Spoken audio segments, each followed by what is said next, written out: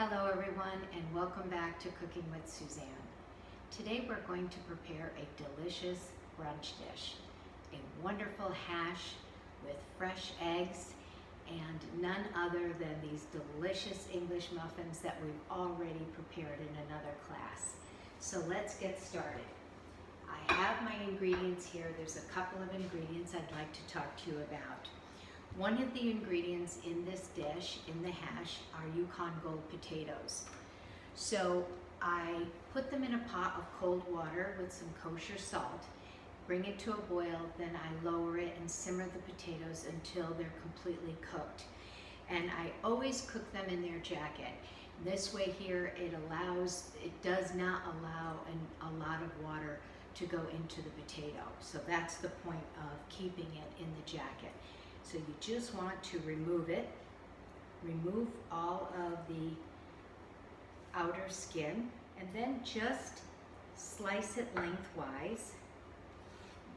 This is 1 pound of Yukon Gold potatoes that I think will feed 4 people very nicely. And then go into thirds again lengthwise, and then just cube it so that you have some nice 1/2-inch dice here. And our other ingredient, which are the roasted beets, which we did. We roasted beets for our wonderful salmon dish. And these beets are prepared exactly the same way. And I'll just go over that very quickly in case you happen to miss that one. 375 degrees. It's 1 bunch of beets. Usually 1 bunch is 3 to 4 beets. The bunch I picked out had 2 large ones and 1 fairly small one. Line a tray with some foil, drizzle. You're going to cut off both ends of the beet and then lie it down with some canola oil or grapeseed oil over the top, and then just fold it in.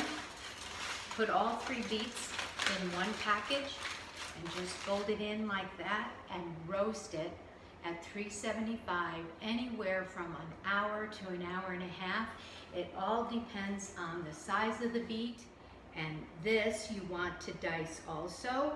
This I tend to dice a little bit smaller than I do the potatoes, more around a 1/4 inch dice, just a little bit smaller than the potatoes. So just slice it and then do it in thirds again, and you have your nice lovely dice. And I have 1 bunch of gold beets here. Then the other, generally a hash, usually it's with what? Corned beef, correct? And you certainly can use corned beef here. I love ham, and so I'm using Black Forest ham, but a nice country ham would be good. There's some great products out there, or you can use corned beef if you prefer it. So here's our beets. So our 1 bunch of beets are all diced, roasted, and ready to go. What's really nice about this dish is that you can cook all of your ingredients ahead of time and then just put it all together when you're ready to eat the next day. Great, great Sunday brunch. All right, our other ingredients we have here, 1/2 pound. I have a 1/2 pound and I just diced it up. And a little bit of chili flakes, some fresh parsley, and I have a couple tablespoons of fresh parsley, and not finely minced, I just have it nicely chopped. And a little bit of Worcestershire sauce. You can go from 1 to 2 teaspoons. If you love that flavor, you can even jack it up a little bit more.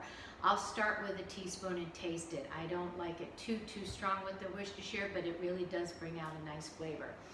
And then of course, a little bit of hot sauce is always nice. And by the way, if you did see the shrimp and grits class that I did, it's wonderful to always serve your shrimp and grits with a little bit of hot sauce as well. So we'll serve this at the table.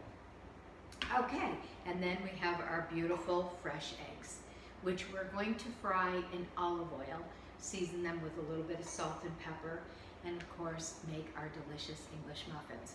So I have in my saute pan, as I often like to do, 1 onion finely diced, and I cooked this until the onions are translucent, so it took about 5 minutes, and I lightly salted it with a little bit of kosher salt. So that is done and ready to go. This frying pan I have here on low. I'm going to raise it now because I'm ready to cook. I like to cook my potatoes separately from the hash and then fold the potatoes in. If you don't want to have that many frying pans on your stove, you can just put your potatoes like this into the mixture, into the hash mixture. But I'll just show you how I do it, okay?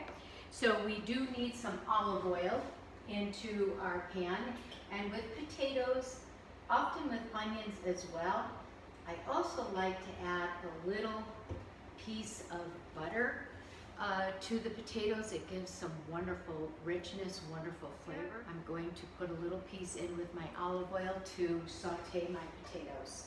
And once that's nice and hot, we'll go ahead and add that. And potatoes are one of those things. First of all, when you cook your potatoes, and if they're hot, do not try to cut them like this when they're hot, and don't refrigerate them either. Always let your potatoes come to room temperature. Let them cool on their own. You go ahead and start to dice these, okay?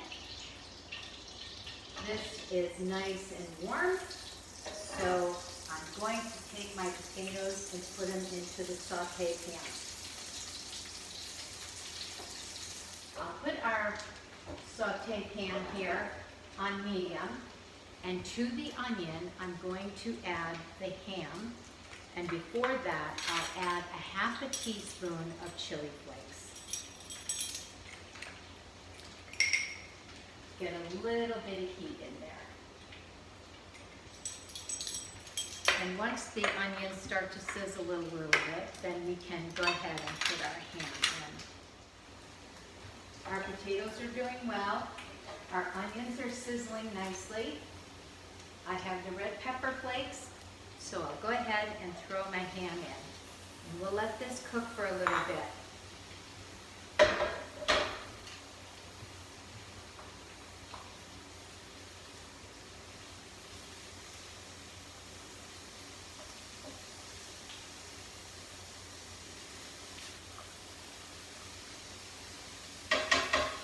You can go ahead and let your ham cook for about 2 to 3 minutes, and then we can add our beets and our Worcestershire sauce. And by the way, I always use a metal skewer to always check my potatoes for doneness, and if you use a knife, they quite often, sometimes if they are fully cooked, they might break apart. This kind of ensures that that's not going to happen. And I use this also to check the beets to make sure they are done as well. All right.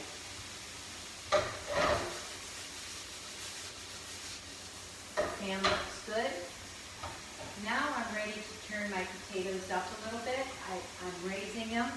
They're starting to get a little bit crispy on the bottom, so I can raise it. I'll season it with a little bit of salt and pepper. We have our plates here. Okay. This is doing very nicely. Potatoes, if you notice, I'm not touching them.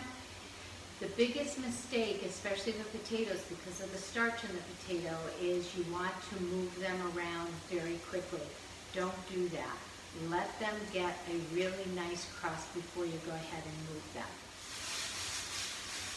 So, look at our ham. It's looking really nice and some good color. I can go ahead and add a teaspoon of Worcestershire sauce.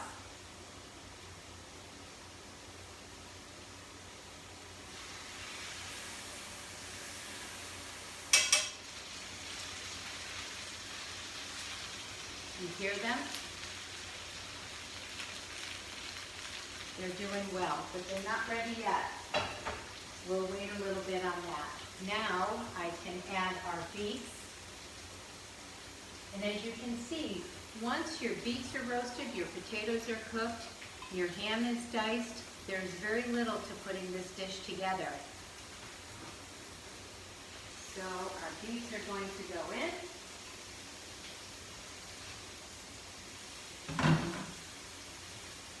And now we can season this lightly. Okay.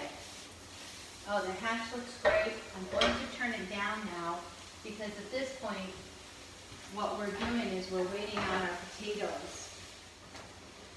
Okay, let's take a look at these. Get that. There you go. Okay. The other thing that's really important in regard to the potatoes, if you really want them to really have a nice crust and not have them stick, it's great to use a non-stick pan, and it's also very important to heat up your pan. And I always start it off on low, and then I gradually raise the heat as I'm cooking. But you want your pan nice and hot before you actually get started. Now you can see the potatoes are almost done. I'll bring our hash forward and I'll put the potatoes right on top. I'll be sure to put my parsley on top, don't want to forget that. And then we will mix this all together. Let me just leave this on low in the meantime. Our oil is getting nice and hot. Yeah, it's perfect. So we can go ahead and fry up our eggs. I'll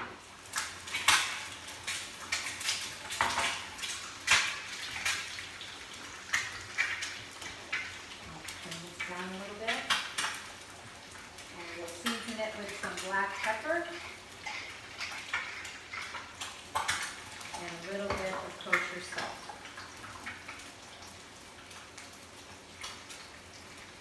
It.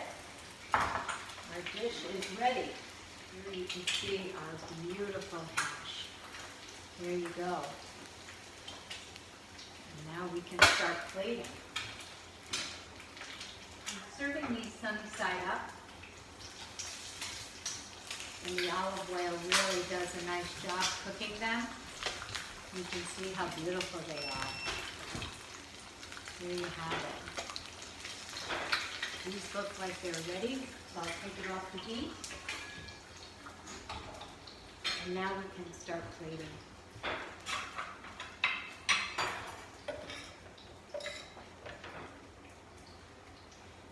Put your hash right in the center. And then we'll top it with our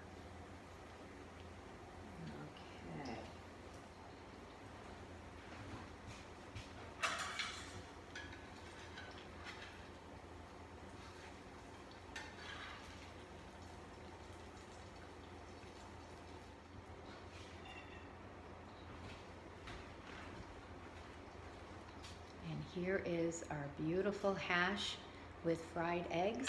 It's easy and quite delicious. So happy Mother's Day to everyone. I hope you have a wonderful, wonderful celebration at home. Take care. See you soon.